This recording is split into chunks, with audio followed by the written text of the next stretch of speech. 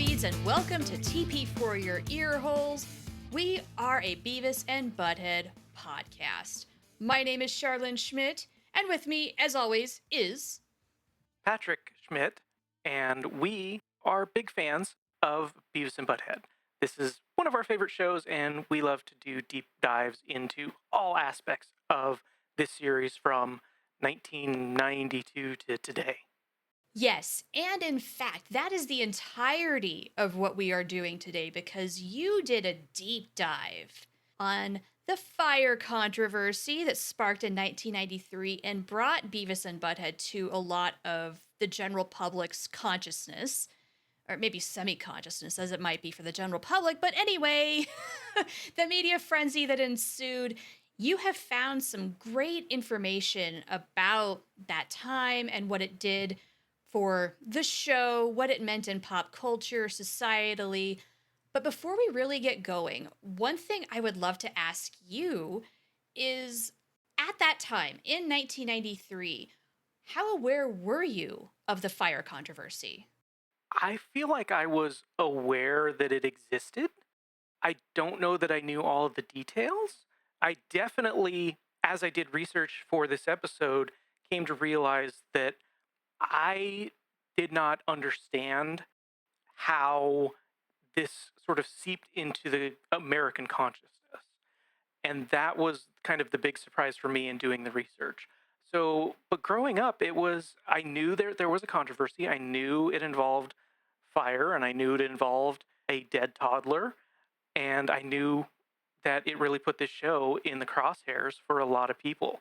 And retrospectively, I think that was probably unsurprising, but we'll get into that. How about you? When this happened in 1993, what was your take on it then, and how's that evolved?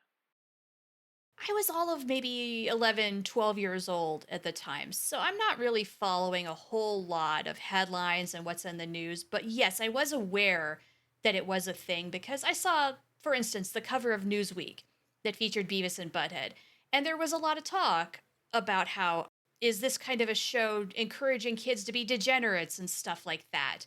So I knew it was out there without really consuming a lot of that media myself. I felt like it was overblown, and I thought, why aren't we talking a little more about parental responsibility and why are little kids watching a show like Beavis and Butthead? Yeah, and in retrospect, I think too, knowing a little bit about this controversy, because I was like you, I was about 11 or 12 when this was all going on, was one thing my parents always let me watch was the news. Mm. And so I could understand from the news sort of what the controversy was about. And I was with you. I was like, my parents had already said, you're not going to watch this series. That changed later if you've listened to episode 1. But I was able to understand sort of what the controversy was and why it was kind of a big deal. And so when I watched the series in future episodes, I kind of had that grounding. And I think that helped me understand a little bit better about kind of what my responsibilities were as a responsible human being on this earth about what not to do. Interesting. Well, because you are a big newspapers.com nerd, you have Yes. rounded up a whole bunch of articles filled with information about what happened and the timeline of how it all went down. So you get to do most of the talking in this episode and share with us what you have found. Where do you want to start? What I want to do is I want to kind of run through this chronologically. And I want to start at the start. Okay. And the start is not when fire happens. The start, I think, is well before that, because all of this happens in 1993, right? So the series debuts in 1993 in March, Mm-hmm. and then gets pulled off the air because of animation delays, but it comes back on in May. And I think immediately there's sort of this backlash, right? There's this reaction of, oh, this is what our kids are watching. Oh, this is the fall of America. Oh, this is so stupid, right? And so Yeah. what you end up with is sort of these people looking for a way to get the controversy to stick because they want the conversation to be about how the show needs to be removed from the air. So you have all these moralists who are trying to get things into the news without it having to do with their religion. Let's be honest. Mm. So what happens in late July of 1993, you get the first kind of really big one that sort of sticks and really kind of takes over what's happening. And I want to preface this by saying newspapers.com is an amazing archive and an amazing resource. A lot of where this is coming from today is from their records, the things they've got going on. Please support them. They are not a sponsor. But if they would like to be, Yes. hit us up. Yeah. So late July, there's this guy. His name's Dick Zimmerman. And Dick. And he's a former TV reporter turned lottery winner, which is an odd combination. But he goes on everyone's favorite TV show, A Current Affair. Brong. I did a horrible sound effect there. I'm so sorry. But he goes on that show and he says, I will give $5,000 to anyone who can give us information that will lead to an arrest and conviction of people who, he said, put an M80 up a cat's butt and blew up the cat. This was supposedly in Santa Cruz, California, which is sort of in the area where he lived at the time. Zimmerman said that the people who did this were inspired by Beavis and Butt-head doing the same thing. One, I don't think that ever happened on the series. No, the closest thing is Anderson asking if Beavis and Butthead were the kids that painted his cat's butt. Right, and that was the closest that there ever was. And so it didn't make a lot of sense. And second of all, how would this guy even know what the motivations are of the people who did this if they're looking for the people who did this? That makes no logical sense whatsoever. That is my big question is, one, how does he know about this? Are these friends of yours? I mean... Right. Yeah, and he said that he saw it on Bay Area TV news. And I can find absolutely no record of any sort of cat M80 incident in Northern California in 1993. If it happened, there was not journalism about it. So I am wondering where that came from. And I think where it came from, without getting too deep into the weeds on this, is from the mind of somebody who probably didn't like the show and was hoping to have a controversy stick. This didn't really stick because this happened in late July. In August, Beavis and Butt-head are on the cover of Rolling Stone. Right? So the controversy did not catch on the way that this guy hoped, I think. But then later in August, we get a fire incident. It's not the fire incident, but we get a fire incident. All right. So in August 23rd, 1993, in Sydney, Ohio, you get some youngsters. It's not clear how many youngsters, but some youngsters start a fire in their house using a cigarette lighter to light an aerosol stream. Oh, boy. Yeah. And I mean, didn't you ever do that? I did it. I did not. I did not play with fire. But I was smart enough to do it outside. And I was smart enough to not be alone when I did it. I was with other youngsters, and we were outside, and we pointed it away from the house. That was the smart thing to do. Well, apparently this incident in Sydney, Ohio, the kids told the investigators they had seen this acted out on Beavis and Butt-head. I have not watched enough of season 1 or season 2 to know for sure if that's true or not, but I don't recall it happening, although it very well could have. It's plausible, but like you, I don't recall seeing this, and to my knowledge, we have seen every episode ever made of Beavis and Butt-head, including the stuff Mike Judge does not want us to see. Yes. And so there's a line and this is the Sydney Daily News, Sydney, Ohio, from August 25th, 1993. It's the Sydney Deputy Fire Chief, Robert, I'm going to butcher his last name, Gillozet or Gillozay, something like that. And his quote is, "We have some real concerns about this type of show." All right. So we have that incident happen.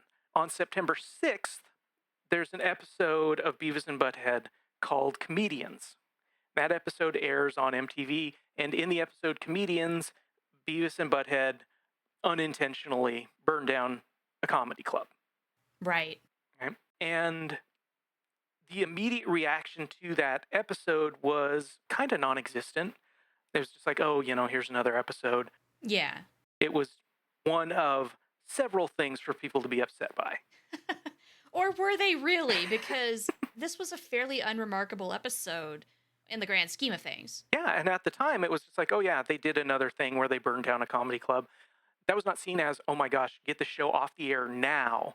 That was not the reaction. But you did have some things happening. There were school districts that were banning Beavis and Butthead clothes from being worn in schools, that kind of stuff, which never happened in our school district. We grew up in the same school district. That never happened for us, did it?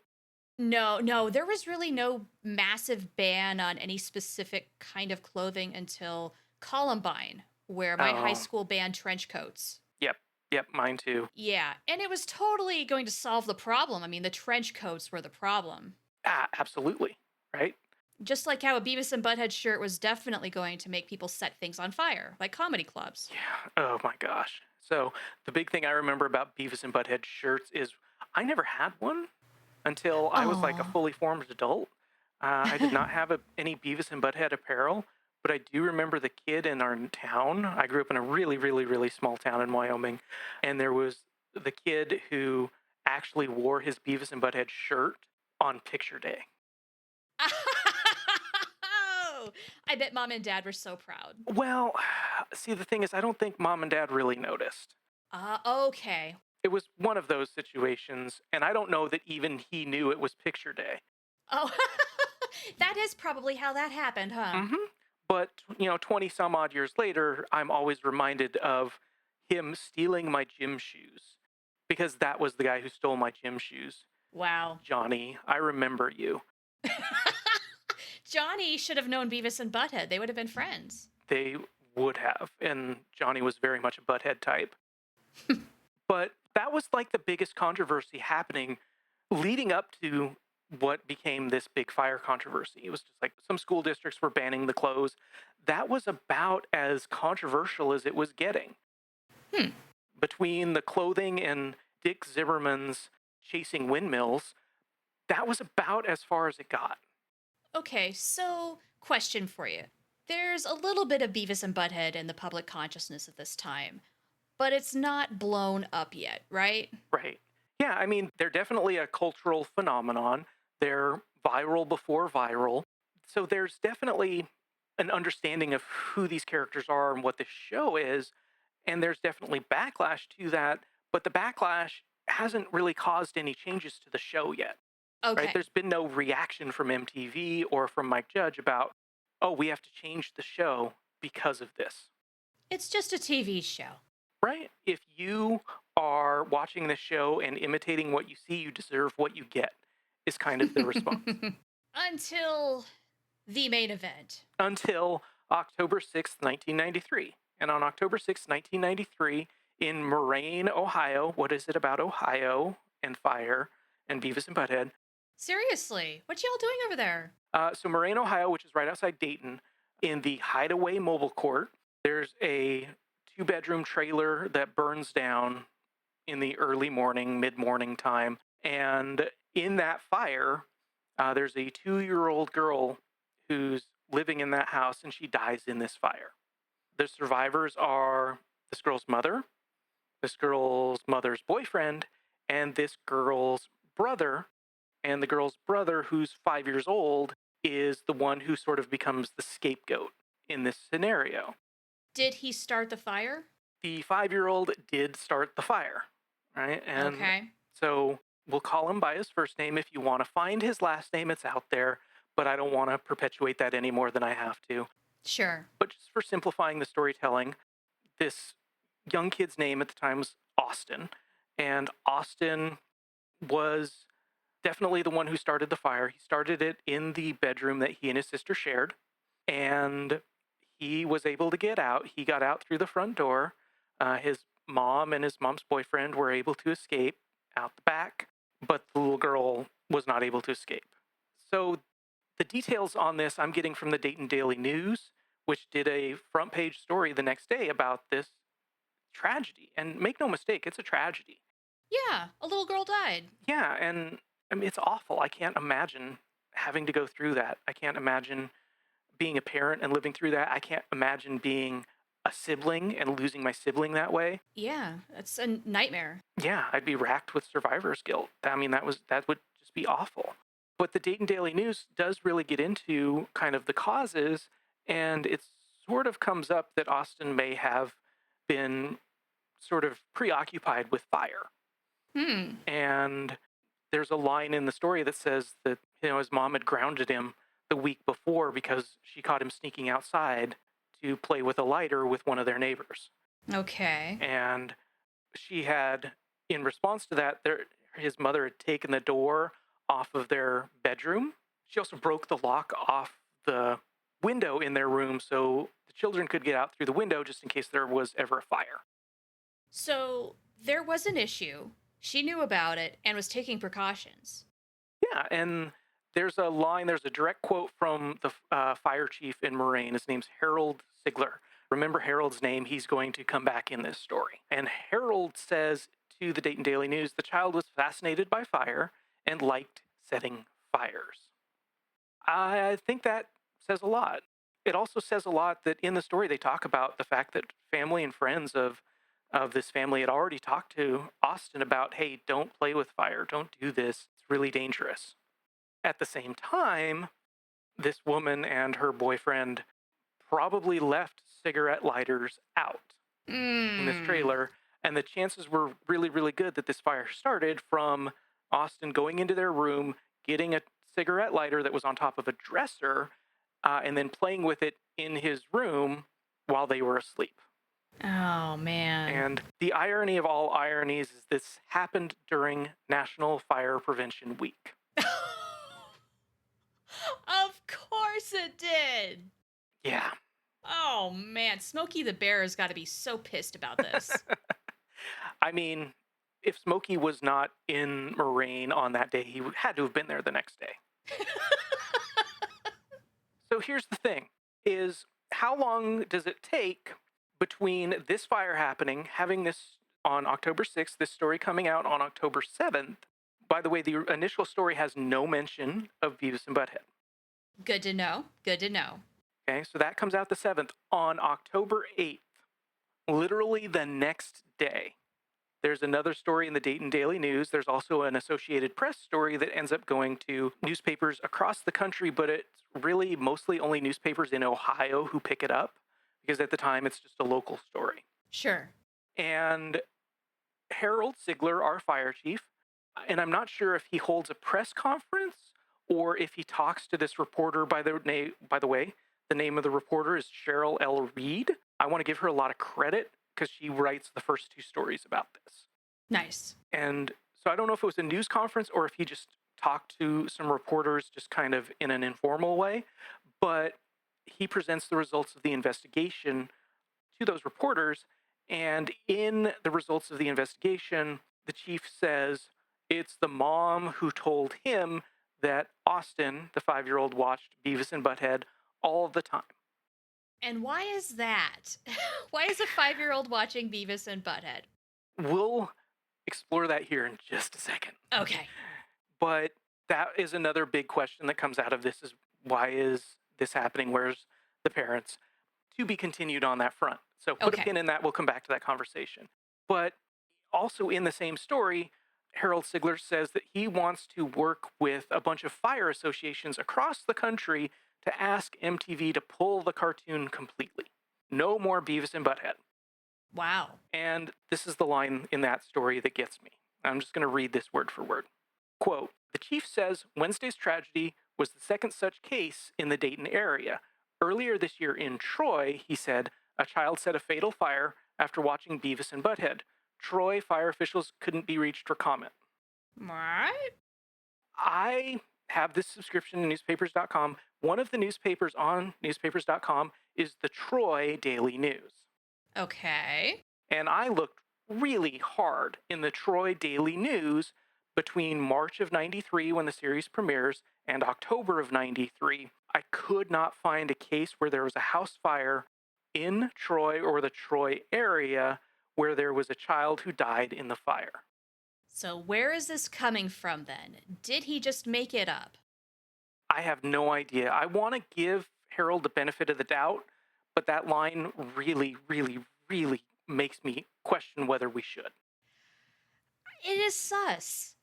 So he's alleging that this whole thing occurred, but so far you found no proof of that whatsoever. I have not been able to find a bit of it, and let me tell you, as somebody who worked in small town daily newspapers for several years, if there was a house fire and a child died in that house fire, that would be big news in our little town. It would. And Troy is a little town. And so it wouldn't just be, say, in public record. Yeah, absolutely not. Absolutely not. And so this story hits October 8th. And October 8th, 1993 also just happens to be the day that Mike Judge is scheduled to appear on the David Letterman show for the first time. Oh boy. Okay. Almost immediately, Mike Judge is pulled from being on Letterman. Aww. Now, he does make his first appearance. It's December 23rd, 1993. So it's delayed by a couple months. You can watch it on YouTube. There's no mention of the fire controversy. At the same time, by December, late December of 93, the fire controversy had sort of already come and gone. Oh, wow. So the timeline here is, so October 8th, this story comes out. October 9th, there's a new AP story. Okay. And in that AP story, the crux of that is MTV's reaction. Which is? Not kind. Uh-oh. Okay, here we go. Not kind to the show, not kind to Mike Judge. And the response is, and this is from Carol Robinson, who's an MTV spokesperson at the time, and the quote is that MTV will re-examine issues regarding Beavis and Butt-head. Issues. Which is PR code speak for this is absolutely a problem, and we are going to, for lack of a better term, firebomb it.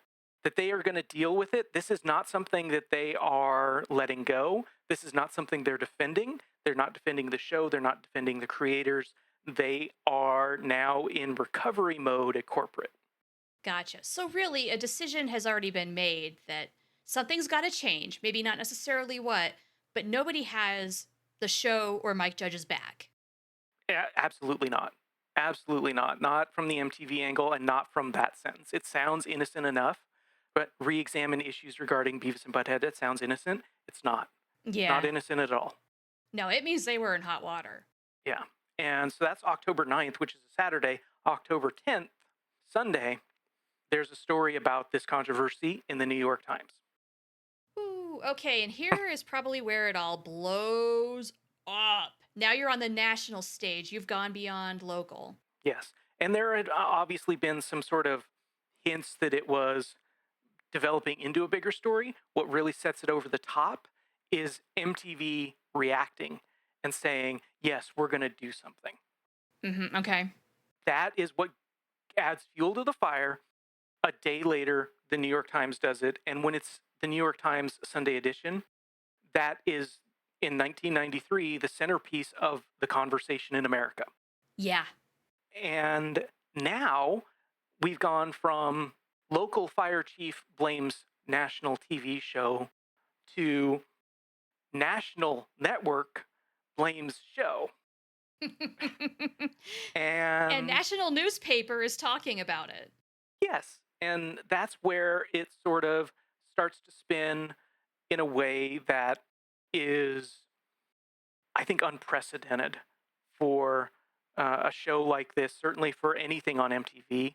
And, you know, MTV's had its share of controversies, but at the time, you got to remember, MTV was like 13 years old. Right. They had controversies, but this was probably the biggest one to that point. And it really did draw a big reaction. Yeah.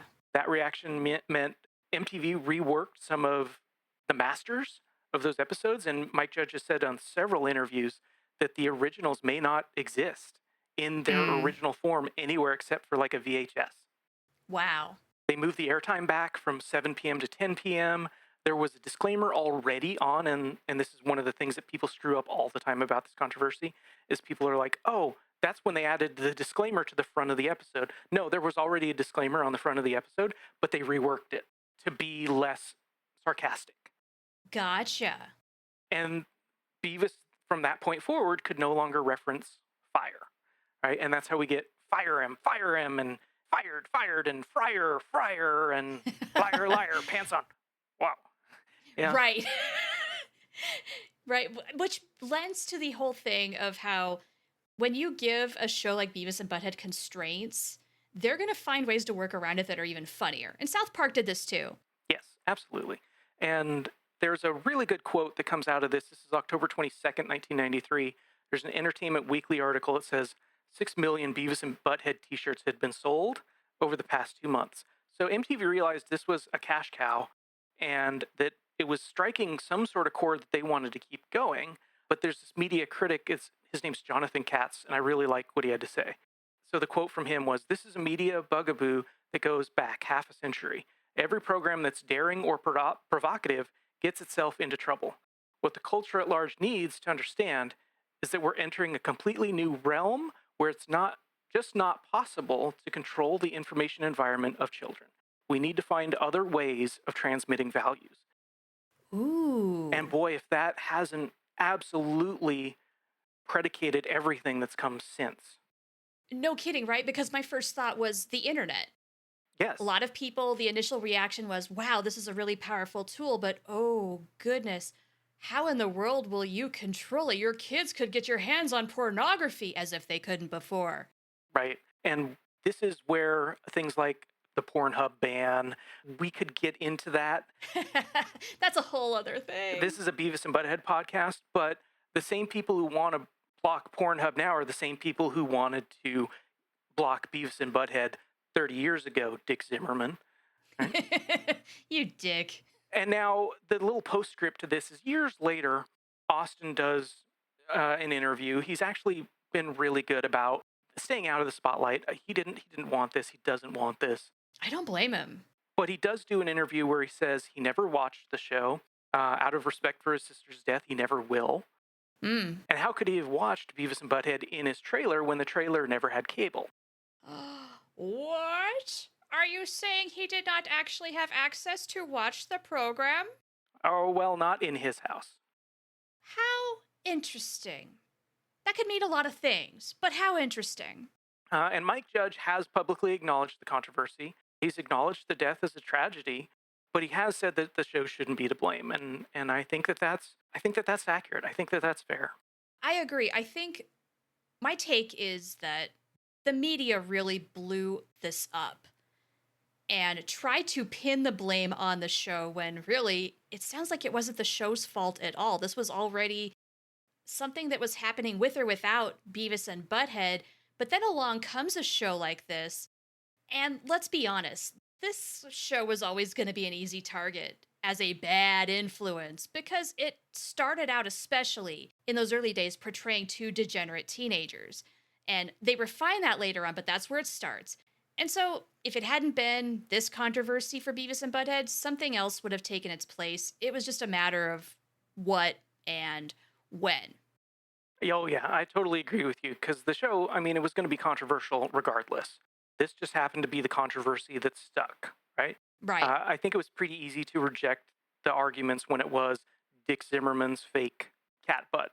Right. Or when the outcomes are relatively either harmless or more esoteric, like, oh, the downfall of society, the dumbing of America. Those are kind of big picture things that is not going to get a show in trouble.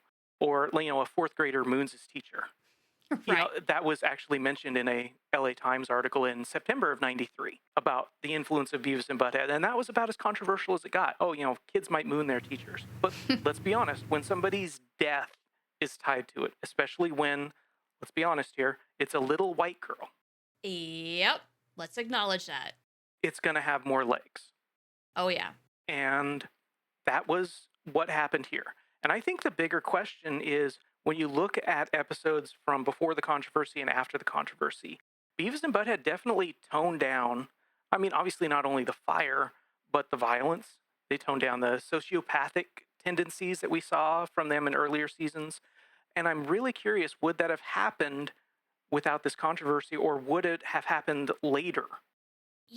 That's a great question. And that's a question I have as well is did this whole thing actually shape Beavis and Butthead for the better? Made it a better show because then they had to rely on the comedy of errors and their own stupidity rather than the more violent and shocking degenerate behavior and sociopathic behavior.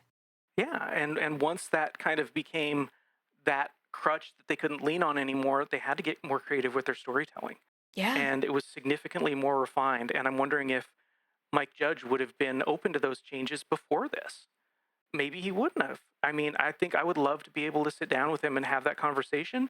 Mr. Judge, you have an open invitation. Stole the words right out of my mouth. And also, would the series have been as successful if this controversy hadn't happened, and two, if those tonal shifts had not happened, would the show have had the staying power that it's had, where we're now talking about this 32 years later? Yeah. What if this had not happened and Beavis and Butthead went maybe a couple of seasons fairly unremarkably on MTV and then everybody forgot about it? Absolutely. And I'm really, really curious now what our listeners remember from that time.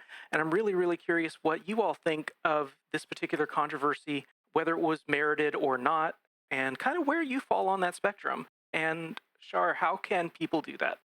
There's a couple of ways you can do that. You can go to our website, tpforyourearholes.com, fill out the contact form, and send us a message that way.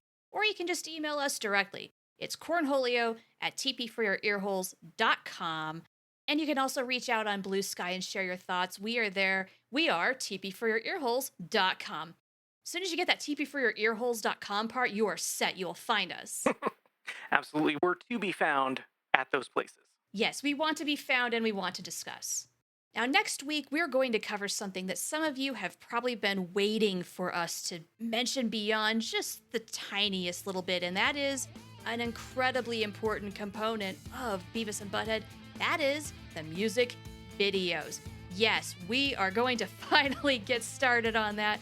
So until then, fart knockers, this has been TP for your earholes.